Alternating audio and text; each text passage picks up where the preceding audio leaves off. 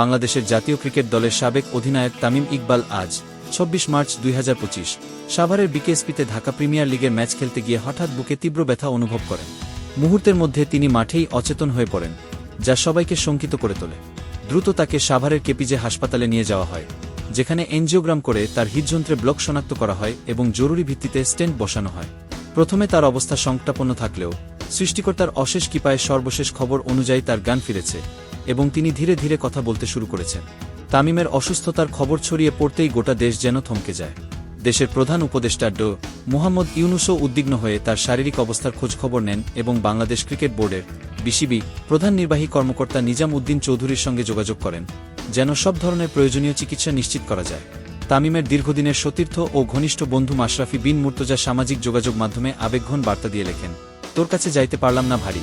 তার কথার মাঝে ফুটে ওঠে দুশ্চিন্তা, ভালোবাসা আর অসহায়ত্বের এক মিশ্র অনুভূতি, যা ভক্তদের হৃদয় ছুঁয়ে যায়।